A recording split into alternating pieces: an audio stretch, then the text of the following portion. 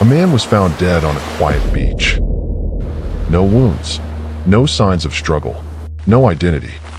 And in his pocket, a message. 2 words, Tamam Shud. A phrase that means it is finished. But nothing about this case was finished. Not his identity, not the message, not the code hidden behind it. And more than 75 years later, it still has not been solved.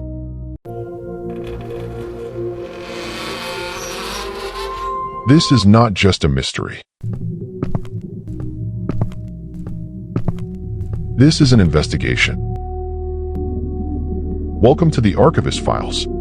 Tonight, we open Case 002. The Somerton Man. A man who arrived from nowhere and left behind one of the most chilling puzzles in modern investigative history. And the deeper you go, the stranger it becomes, because this case is not just about a body on a beach. It is about secrets, codes, psychology, and a story that refuses to end. Let me show you the evidence.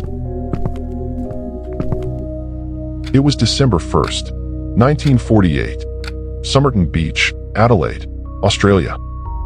A peaceful stretch of coastline. Quiet, predictable, until someone noticed the man. He was lying against a seawall, dressed well, suit pressed, shoes polished. At first glance, nothing seemed wrong. People assumed he was asleep. But hours passed, and he did not move. When authorities arrived, the situation changed instantly, because this was no ordinary case. There was no sign of violence, no visible injury, no disturbance in the sand. Just a man, perfectly still, and already dead. The first layer of investigation revealed something unusual. Every single label on his clothing had been removed, carefully cut out, not torn, not accidental. Why would someone erase their identity so completely, and yet dress so formally? That contradiction puzzled investigators. From the very beginning, inside his pockets, they found ordinary items. A comb, a cigarette packet, a train ticket, but no wallet, no identification, no name, nothing that could explain who he was or why he was there. The autopsy deepened the mystery. No cause of death could be determined. No poison detected, no internal damage. His body showed signs of stress, but nothing that explained how he died. It was as if something invisible had taken his life.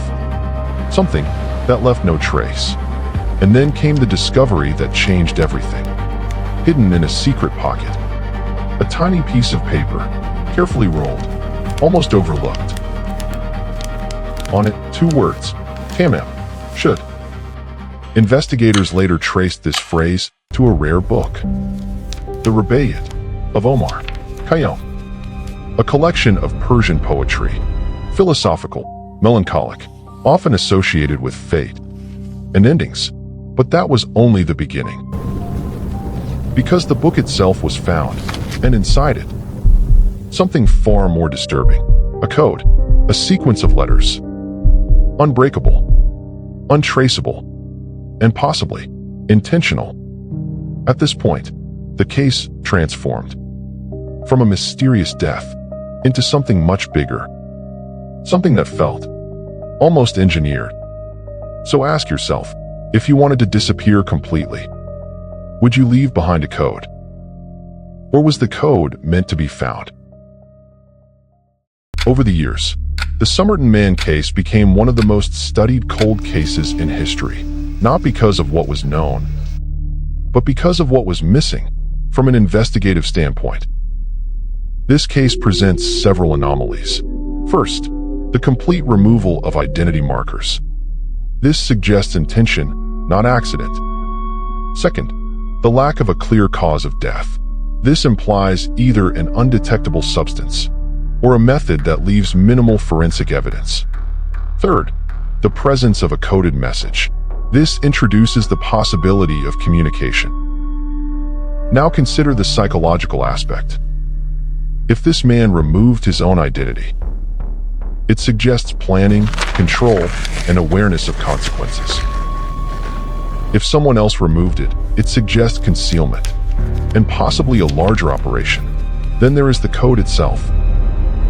It is short and compact, possibly a one-time pad, which would make it nearly impossible to decode. Unless you have the key, and that raises an important point. The code may not be meant to be solved, at least not publicly. It could be a signal, a confirmation, or a final message. Something intended for one person, not the world. From a case study perspective, this aligns with patterns seen in intelligence operations during the Cold War era. Minimal trace, limited exposure, controlled communication, and plausible deniability. But again, no direct evidence confirms this, which is why the case remains open, unresolved, and deeply compelling. So the question remains, was this an isolated incident, or part of something larger? After decades of investigation, the Somerton Man remains unidentified. But several theories continue to shape the discussion. Theory 1. Espionage. Some investigators believe the man was involved in intelligence operations, possibly during the early Cold War period. The code, the removed identity, the unexplained death, all align with patterns of covert activity. But without concrete evidence, this remains speculative. Theory 2. A personal connection. One theory suggests the man had a relationship with the woman known as Jo. Possibly emotional, possibly complicated. The book, the phone number, her reaction, all point toward a hidden connection. But again, nothing was ever confirmed. Theory 3. A controlled disappearance. Some believe the man intentionally erased himself. A psychological decision, a final act of control. The phrase Tamam Shud, it is finished, could be more than a message. It could be a conclusion to his own story. But if that is true, why leave behind a code? Why create a mystery? Why ensure that the story would never truly end? Because that is the final layer of this case. It continues, through questions, through analysis, through every person who tries to solve it. And now, through you. So let me ask you, if you found a message that could never be decoded, would you stop trying? Or would you keep searching? Because some mysteries are not meant to be solved. They are meant to be remembered. And this is only the second file. I will see you in the next investigation.